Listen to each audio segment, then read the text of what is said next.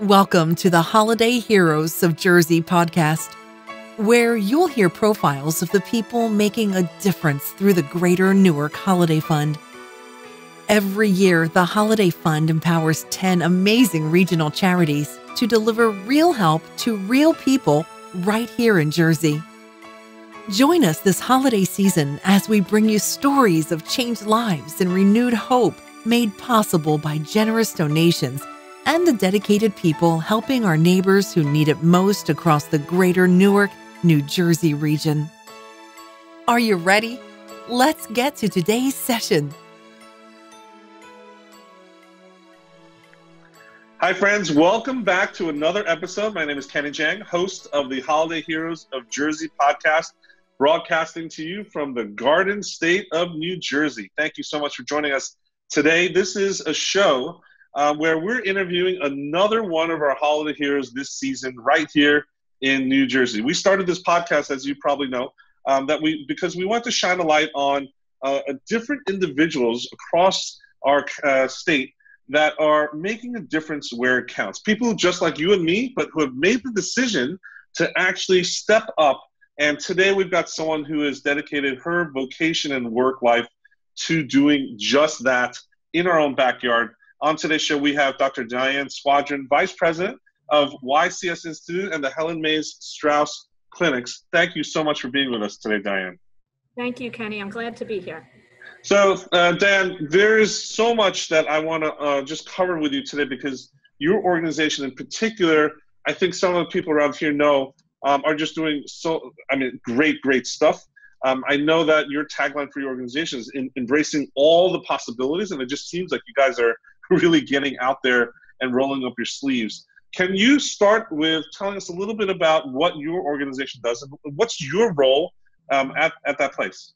Sure. So let me start by telling you a little bit about what our organization does. YCS was started in 1918, actually in Newark, New Jersey, and we started as a service for women and children who had been abandoned during World War I. And in 1949, we partnered with the state for the first time to create a home for girls who were wards of the state who had mental health issues.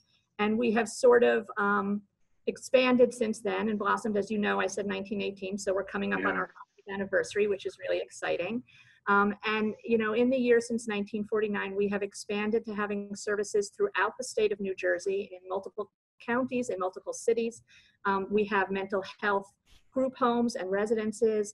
We have special education schools. We work with children who are autistic. We work with children who are developmentally disabled. And so we really have had a wide span of services with far-reaching abilities.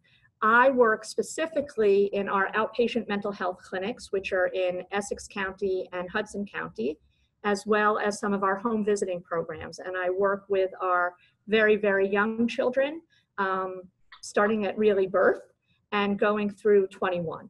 So wow. I'm lucky I get to work with the little ones, but again, it's with mental health issues.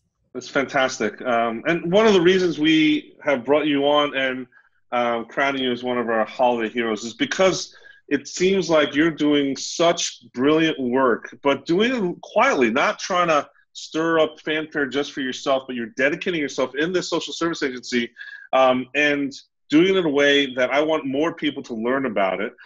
Let's talk a little bit about your history with YCS. How did you first hear about YCS and how did you get involved with the organization? Sure. So I've been involved with the organization for about 10 years now. I'm a psychologist, a licensed psychologist, and I was working in private practice, which was lovely, but it wasn't as fulfilling as what I wanted to do in my life. And I really wanted to work with a population that was really in need. That's what I had done when I first started my career, and I was looking to get back to that. And so I live in New Jersey, and so I wanted to work with a population that was being affected in my own backyard, as you said. And so YCS sort of came on my radar, and I was very fortunate. They happened to be looking for someone in their outpatient mental health clinics at that time. And so I was able to start working here, overseeing just one of our clinics at that point and working with our interns, because we also trained psychologists to do this sort of work. Neat. That is neat. So you've been there for about 10 years, and the organization is coming up on its 100th birthday. Is that right? Yes, we started in 1918, so in just a few weeks, we're coming into our 100th year. That is really neat. So there must have been tons of changes even over this last decade that you've been with the organization. Can you characterize what's the biggest difference in how you're providing services or the needs, or can you characterize what's the changes that you've seen over the years? So, I think that over the years, needs have increased, if anything. That there's a larger amount of children who are in need of mental health services. Over the last 10 years specifically, we have expanded our services for developmentally disabled children, as well as for children who may have a dual diagnosis, so children who are developmentally disabled and have mental health issues. And this is a population that's often overlooked. They're very difficult to deal with. They have very complicated histories. And, I'm really proud to be part of an organization that has taken on the task of serving these children who are in such need.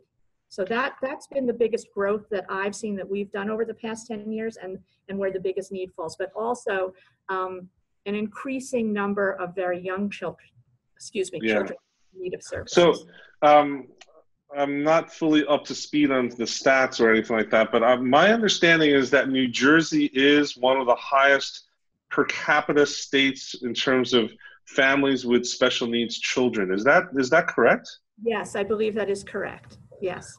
And are you working with schools and hospitals and other organizations, or is it just YCS is an island? If someone has special need, they come to you?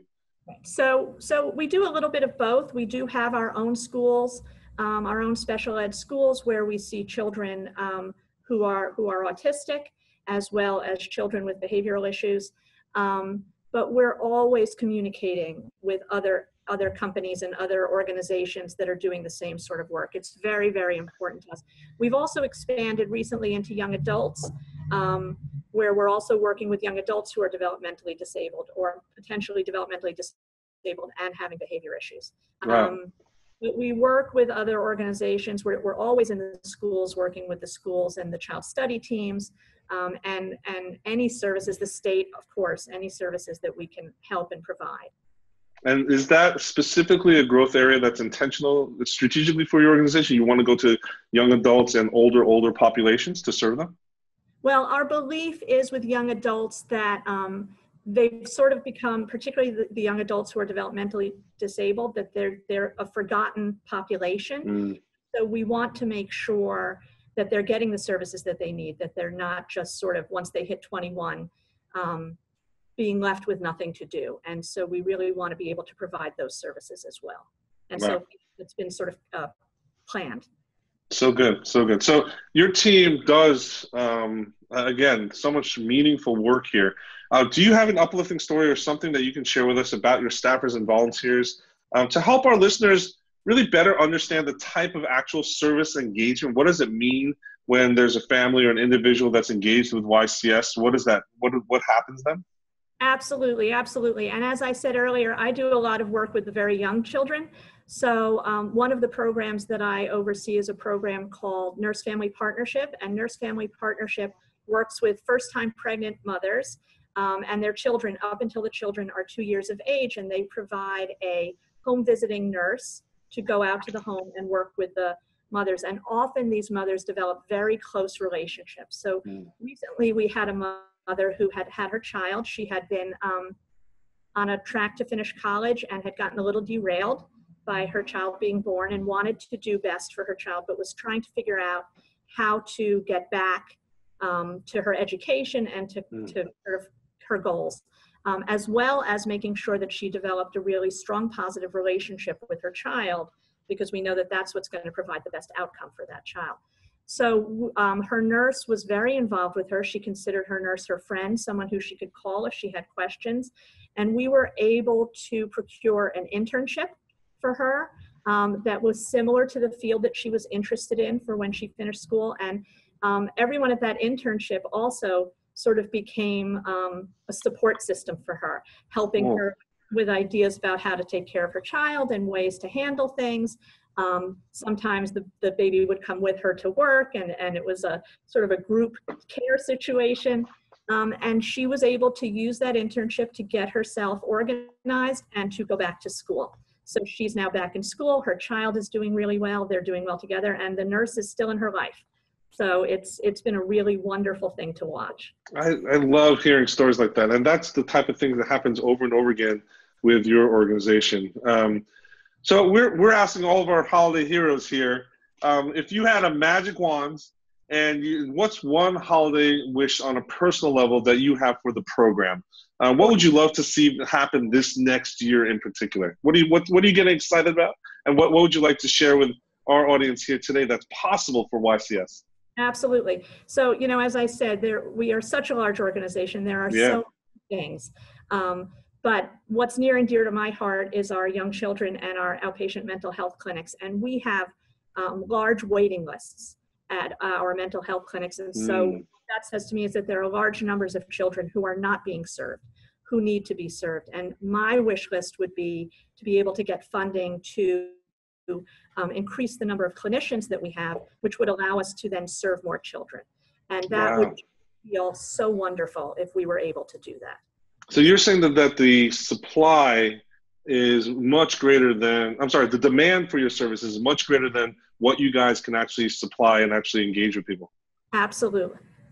And it's just about funding at this point, right? If we just put more fuel in the fire, that you guys are going to be able to empower more families and more people and really get help out to more individuals. Absolutely. There are people just waiting for our services, and we have to ask them to wait because we don't have the clinicians to see them right now. And so to be able to have funding that would allow us to increase our capacity that way would really be a dream come true.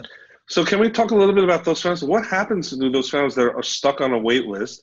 What does life look like for them? What are some of the difficulties that they need to endure, or really there's an obstacle in their daily life, their routine and everything, that what does it look like for them and when they don't have those services available to them? Sure. So what we know about young children is that if they've had a trauma in their life, or if they're having behavioral issues, they're not able to learn as effectively. It affects their relationship with their families because it creates a negative cycle. And so they, for every year or week or month that they're not getting the services that they need, it slows down their ability to grow and develop the way we want them to. And it slows down their educational growth, their emotional growth, their developmental growth. And so it's so important to be able to provide that intervention as soon as possible. And then when they first get into your program, especially in that younger age group that you're talking about, what does that look like in terms of on the family side? Is there a large participation requirement? Is it something that's just totally turnkey? Is it, how involved do you guys get with the actual family and not just the individual? That's a really good question. We get really involved with the family. We get involved with the school.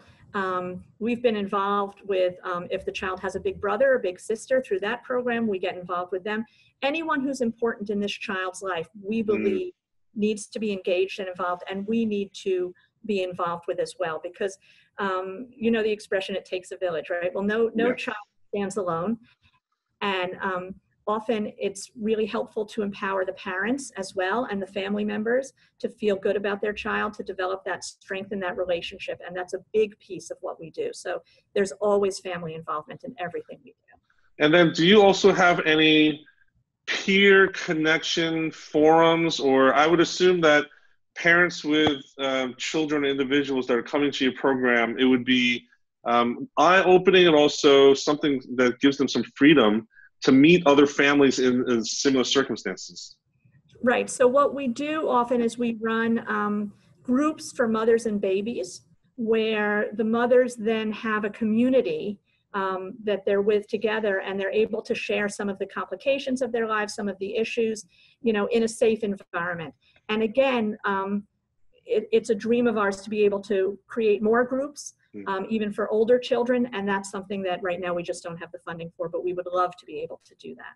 Gotcha. So that's great. I love that stuff. That's, I think, so important to have a holistic approach to when you're providing those services. Now, so during this holiday season, as you know, there's so many good charities to support that come out of the woodwork, especially during the end of the year. After hearing some of your stories, I'm sure there's definitely people here listening that have considered donating to the Greater Newark Holiday Fund to support YCS. What would you say to that person that's listening in today, that's curious and that is on the fence of making that donation, that's just about to make it but not exactly sure? How would you encourage them to actually hit submit, take out their credit card, and actually give generously today? I would say that YCS provides such an important range of services across the board for children and young adults, and that every funding dollar that we receive goes directly towards helping our children, towards providing increased services that allow the families and the children that we work with to have more productive and happy lives. And so, you know, please, it's such a crucial time in these families' lives, and the more we can do for them, the better off we all are. That would be my plug. I think that it's just such an important. The work that we do here is so important and so valuable to the families where we provide services. Definitely. Well, Diane, we believe it's people just like you, right here in our own backyard, who are making a bold move to dedicate your vocation, and we thank you so much for being one of our holiday heroes this season. Thank you so much. So over this last year, as we end this interview, just share with us how would you characterize the best day in this past year? What's one day you would look back and you feel like, oh my gosh, this is why I'm at YCS, or this is why I'm doing what I am? Tell us a little bit about your best day ever. I can tell you it's another story, Kenny, so I hope that's okay. Yeah. We work with a family where there are 3 children, and they've been separated from each other. And there was a period of time when 2 of the sisters had not seen each other for some time, and we were working with the providers in the homes where they were to make sure that they could come into us at the same time so that they could see each other, and talking about how important those relationships were and how important it was for them to see each other. And after, it was probably maybe even 5 or 6 weeks, we were able to get them together. And the I don't even know what to say, the scream of joy on the younger child's face when she saw her older sibling, and the way they ran towards each other and hugged each other and wouldn't let go. That was one of the best days that I've had here. And the sort of understanding that gave to everyone about the power of those sibling relationships was really, it was just a wonderful day. I think we all went home floating on air that we had been able to connect these siblings again. Well, I'm getting chills just listening to that story. I could just imagine them getting together. Oh, that's a great story to end with.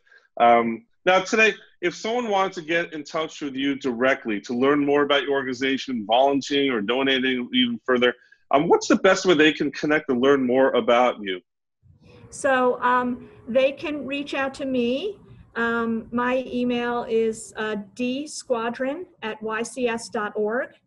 And my phone number would be 973-395-5500. And I could then direct them to the correct person, whether that be me or somebody else in our organization.